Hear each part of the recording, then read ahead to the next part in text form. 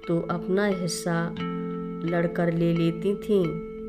मेरी यह दिव्य बहन करीब 72 साल की उम्र में हमको छोड़कर चली गई।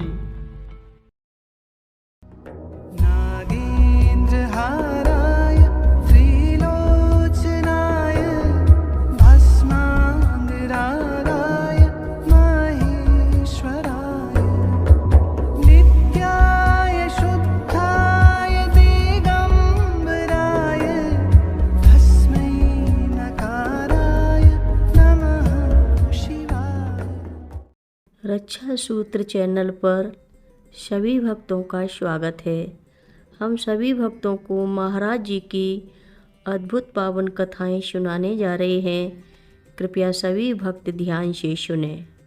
श्री किशन लाल साहा अर्थात किशनदा रामगढ़ जिला नैनीताल में अध्यापक थे। बहुत ही गंभीर व्यक्तित्व वाले, बुद्धिजीवी, सत्यवादी, निर्भीक और शास्त्रीय संगीत की भी अच्छी पहचान वाले स्वभाव से फक्कड़ और महाराज जी के प्रति तीव्र समर्पण मुझसे बहुत खास लगाव था। हम लोग अक्सर कैंची आश्रम में बाहर निकल जाते और साथ बैठकर फलसफा बाँचते थे। शरीर से रुगड़ और धूम्रपान की आदत सुबह सुबह 4 बजे से उठकर रामगढ़ में बसे हुए और साधु बन गए वायुसेना के एक अवकाश प्राप्त साधक के पास चले जाते और वहां बैठकर आध्यात्मिक चर्चा और सत्संग करते। फिर देर रात तक उसके साथ बात करके उन्हें बहुत बौद्धिक आनंद मिलता। जब वो रिटायर हो गए तो उनकी तबीयत खराब होने लगी। आखिर में उनको हल्द्वानी के अस्पताल में भर्ती करना पड़ा। आखिरी दिनों में उन्होंने अपने आप को मोह से छुड़ाना शुरू किया। अपनी बेटी मीरा से उन्होंने कहा कि मेरी अस्थियां जमुना जी में बहाना।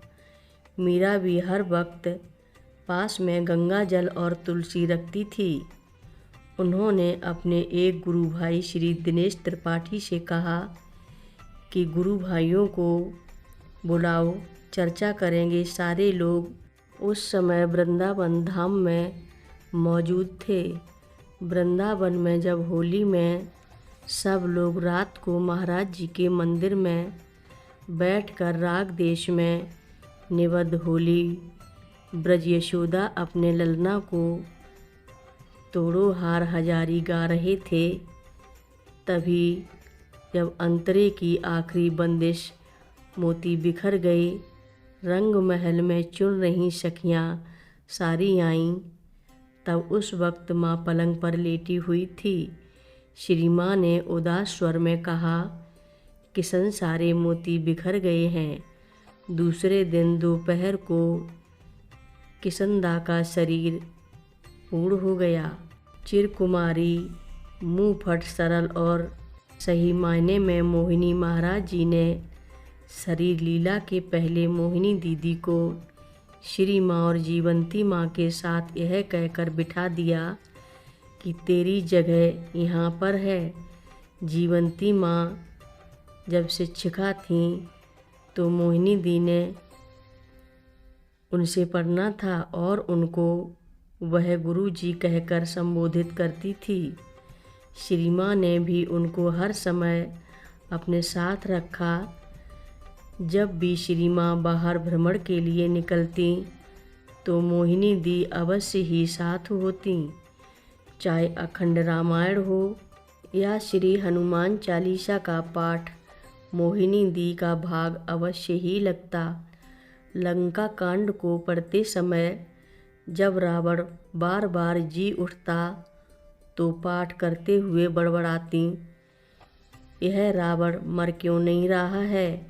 जब श्री हनुमान चालीसा का पाठ हो जाता तो श्री माँ से शिकायत करती कि कितना पाठ करें, निमुजी हो गई हैं। वृंदावन आश्रम में माँ के निवास के वक्त जाड़ों में कुमाऊनी व्यंजन अपने हाथ से बनाती और श्री माँ को और हम सबको खिलाती। अद्भुत स्वाद होता, क्योंकि प्रेम रस जो मिला होता। मोहिनी दी के हाथ का गुरु बहनों को मैं जब तीज त्योहार या उत्सवों में पैसा देता तो अपना हिस्सा लड़कर ले लेती थीं। मेरी यह दिव्य बहन करीब 72 साल की उम्र में हमको छोड़कर चली गई। कथा लंबी है, आगे की कथा सभी भक्तों को अगले भाग में सुनाएंगे। हर रोज़ महाराज जी की कथाएं सुनने के लिए रक्षा सूत्र चैनल को सब्सक्राइब करें, शेयर करें और लाइक करें। घंटी बजाना ना भूलें। कमेंट बॉक्स में लिख भेजें, जय नीव करोरी बाबा जी महाराज। बोलो नीव करोरी बाबा जी महाराज की जय बोलो।